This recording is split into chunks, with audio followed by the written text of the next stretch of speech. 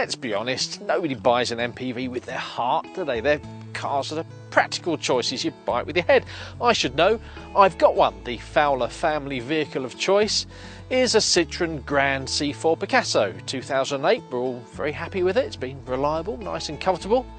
But should we change it? Do we want something a bit more sexy? What about this? This is the new Citroen Grand C4 Picasso, which makes me pretty well qualified to judge this one and compare it to the thing we've got at home.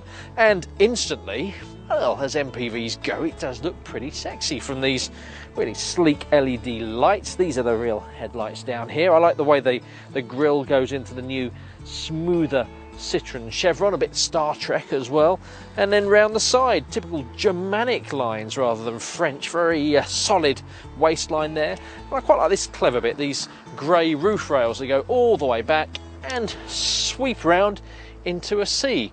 There's a bit of a theme with C's if you have a look round the back.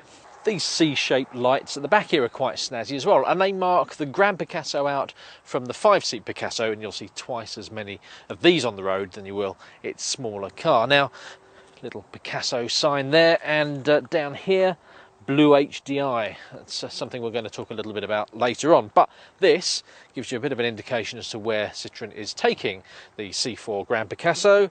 And I can find the button. Yep.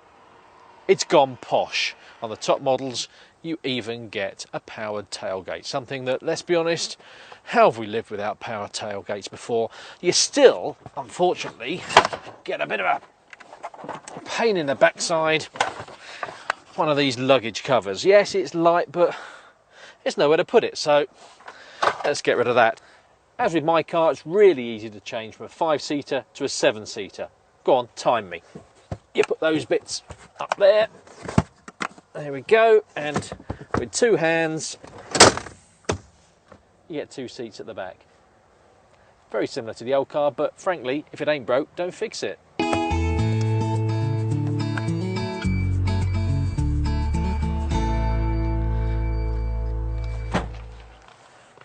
Now, clearly, I am not made for the 3rd row of a Citroen Grand C4 Picasso, but I'm going to have a go. And I'm going to have a go just for you. And this, my friends, is serious investigative journalism at its finest. So, this seat pops up cinema style, just like in the one I've got at home. And in we go. And I'm in. Pull the seat back. Now, probably ask the person in front to make a bit of a compromise. And it's not too bad, really. Headroom's not fantastic, but let's be honest, it's not going to be me sitting back here. However, I've got 13-year-old boys who are as tall, if not as wide as I am. They're going to be moaning like something else if they're told to sit in the back of this car. Time to get out. You're not going to watch this, and just by the magic of television, I'm going to be reappearing outside now.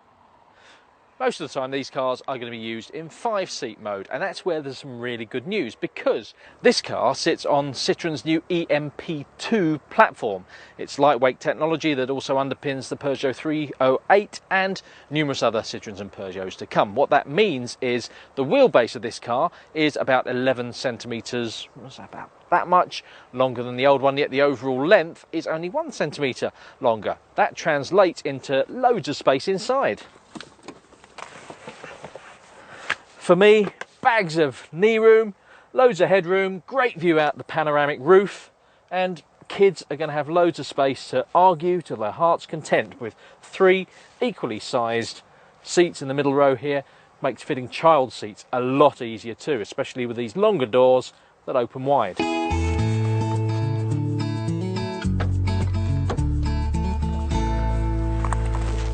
So what's it like up here for mum or dad? Well, I said that Citroen are going all posh, and that is really represented in here with a rather gorgeous dashboard with some really high quality materials. But it's a tale of 2 halves. Excuse me using the Fowler ring. Just to test this. Yeah, that sounds nice and soft there. Nice and soft there. Ooh, really cheap plastics in the bottom half of the cabin. But still, This car, albeit the top of the range model that will close in on £28,000, is absolutely loaded with kit. You've got keyless stop start, you've got the electronic parking brake, which was in the old car, lots of storage spaces, places down here that I don't think that's refrigerated anymore, but it's a handy storage space, and a wonderful 12-inch TFT screen, which if you start the car up is complemented by this little touchscreen here for all the navigation and infotainment systems. You can even get Facebook in here. What more could you want? I know what more you could want. A car that drives really well. So let's give it a go.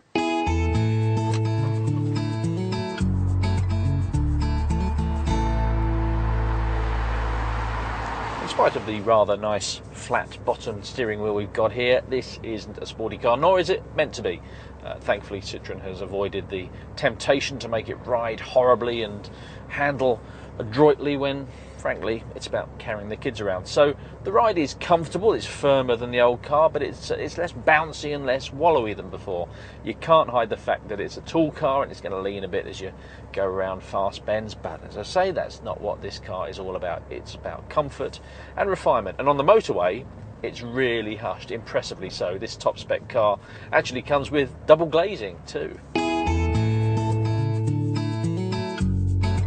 I showed you the blue HDI badge on the back of this car, and Citroen is rather proud of this new engine in this car. It's a 2-litre diesel, 148 brake horsepower, really efficient, meets all the forthcoming Euro 6 emission standards, 110 grams per kilometre of CO2, about 67 miles per gallon, and it's got loads of mid-range oomph, great for overtaking, but it's a bit unnecessary in an MPV. It's also a bit disappointing in terms of the noise it makes. There's a constant growl, and when you accelerate you can hear it.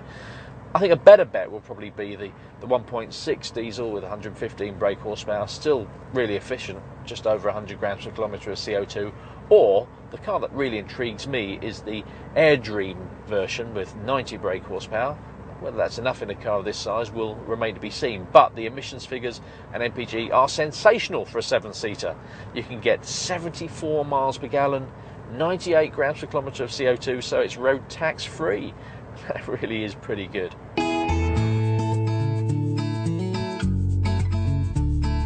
What the Citroen Grand C4 Picasso is all about, though, is ease of use. It is an easy car to drive, it's a comfortable car to drive, the space in the back is great, and I also love the visibility, not only this giant windscreen but also the massive glass panels in the A-pillars and the deep windows, which makes it a really easy car to drive around town, and crucially a really easy car to park. Bizarrely, Citroen is stuck with all these buttons on the steering wheel though. It's like somebody scattered hundreds and thousands over a birthday cake. I wish they'd clean that up, because the rest of the cabin is really, really nice.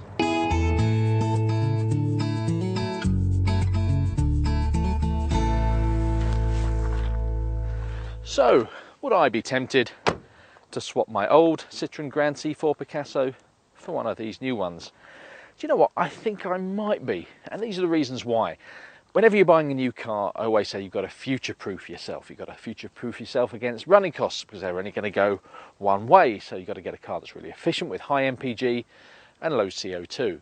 You've also got to future-proof yourself against your family. They are only going to grow. You're going to need more space. Now, as for my family, the third row is probably occasional use only, but the extra space in the middle row would come in really handy and stop a lot of arguments, and that's a good thing. On top of all that, think what you want from an MPV.